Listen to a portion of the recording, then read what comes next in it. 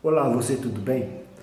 Estou retornando em mais um vídeo para conversar sobre um tema muito importante, que é a hidrografia da bacia hidrográfica do Rio Mampituba, em seu manancial maior, a Lagoa do Sombrio.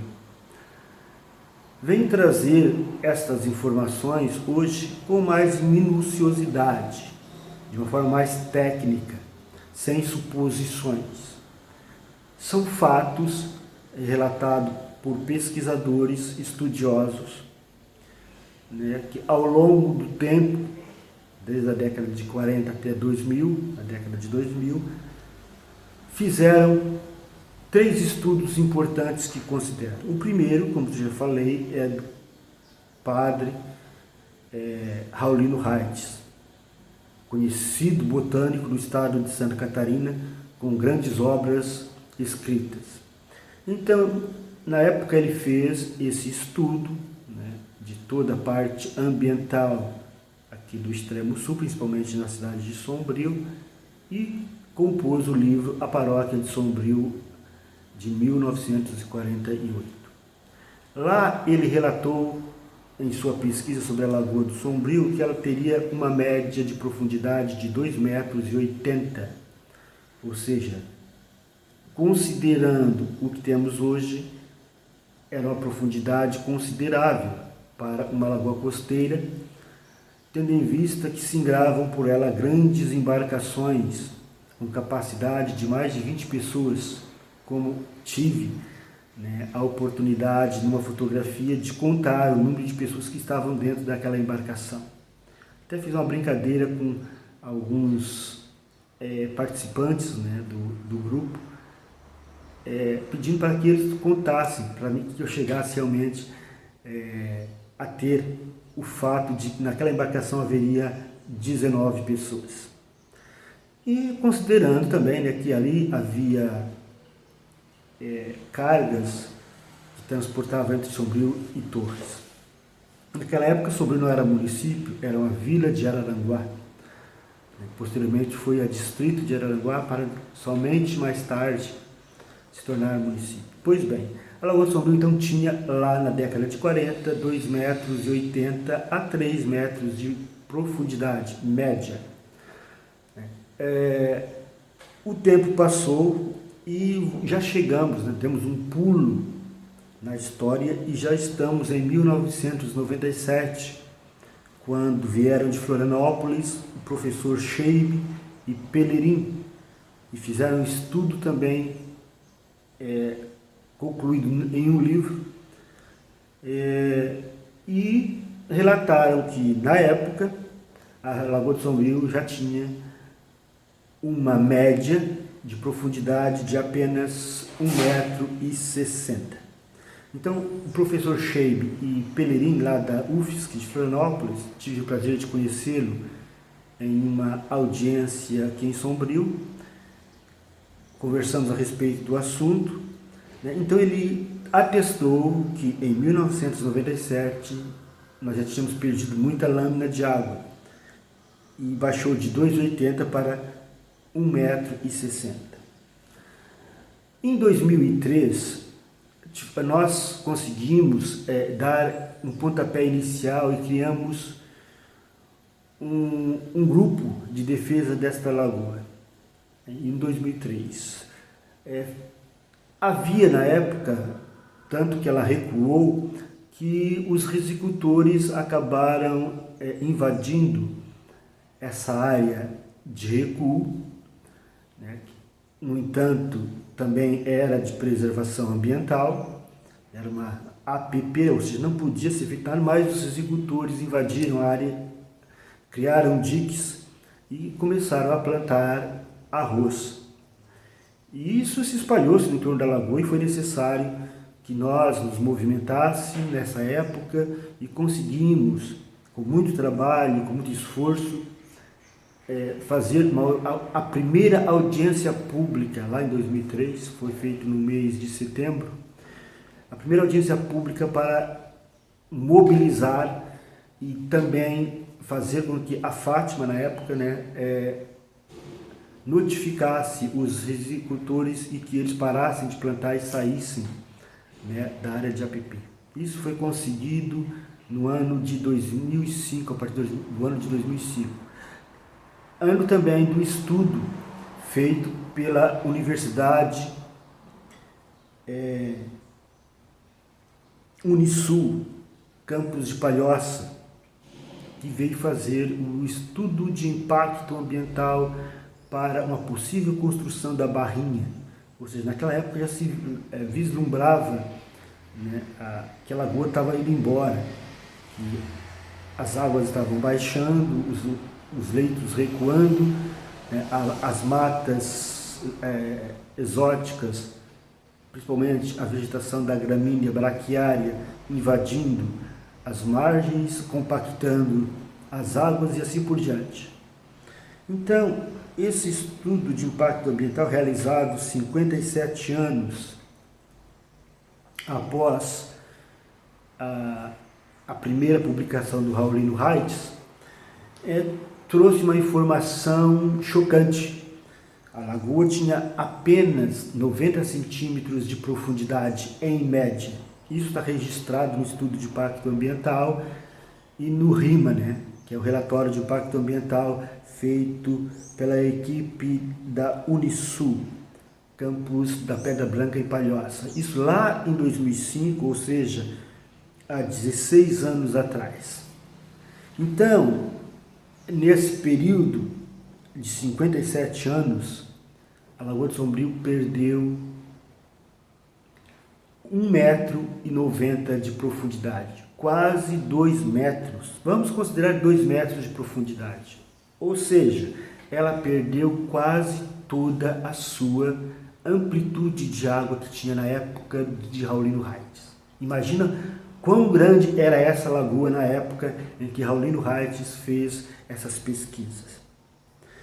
Pois bem, meus amigos, então temos aí os registros de 2,80 m na década de 40, na década de 90 temos 1,60 m de média de profundidade e 10 anos depois, praticamente, uma década depois, caiu para 90 centímetros.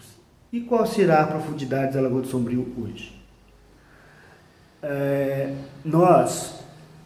Para concluir, já que o assunto era esse, passar essas informações para vocês, são informações que não são minhas, estão registradas, e apenas faço essa comparação, que nós perdemos desde 40 até hoje 2 metros de profundidade da Lagoa do Sombrio.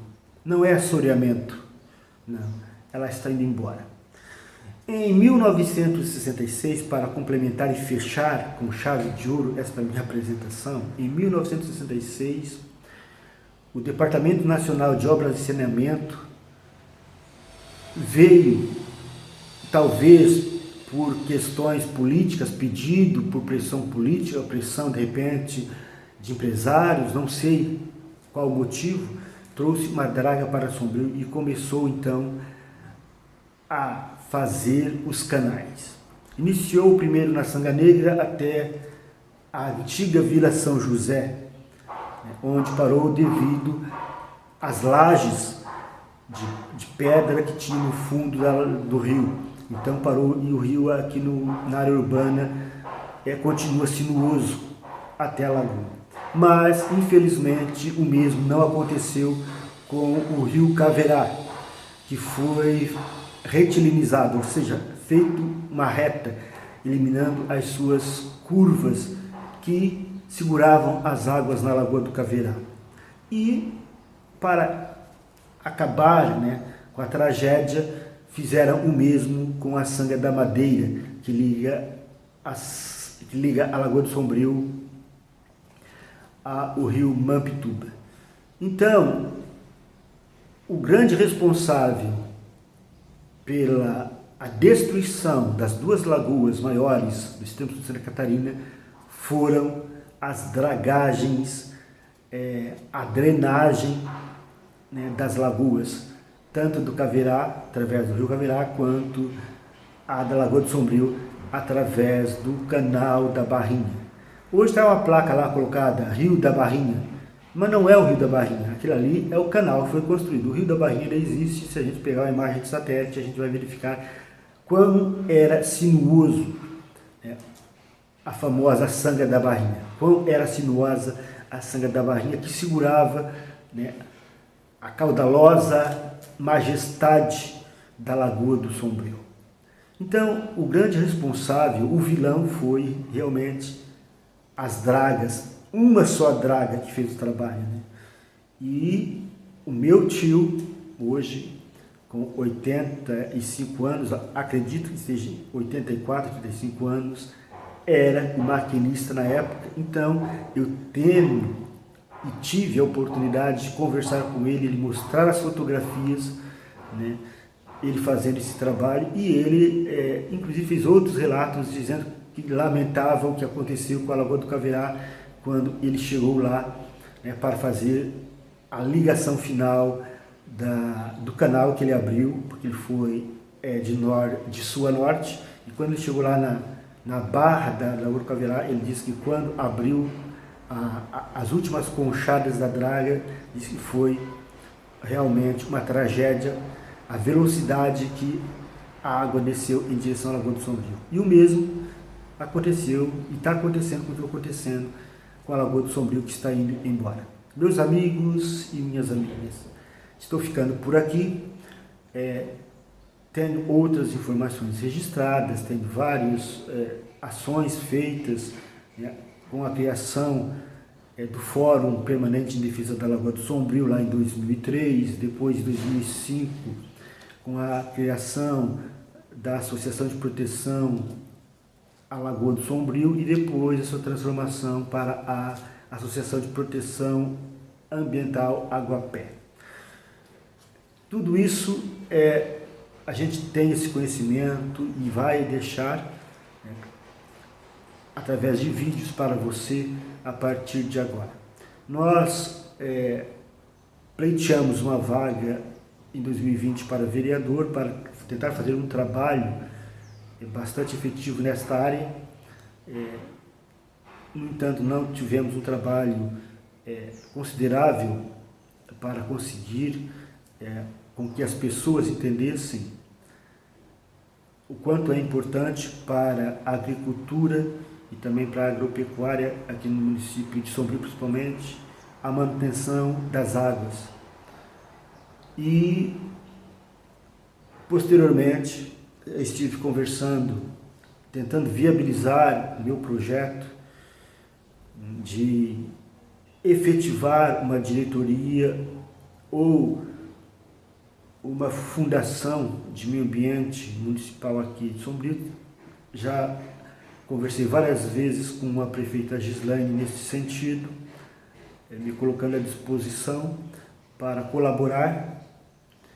E já se passaram, já estamos no mês de novembro, então já se correu quase um ano, e eu continuo ainda, né, na esperança de que nós tenhamos uma efetivação de um órgão ambiental no município de Sombrio, para iniciar um trabalho de conscientização e também de ações efetivas para uma mudança de cultura dos munícipes de Sombrio, dos agricultores, dos empresários, enfim, de nós levar essa questão ambiental a sério e também aproveitar o que temos, que a natureza nos deu, para a economia turística do município de Sombrio.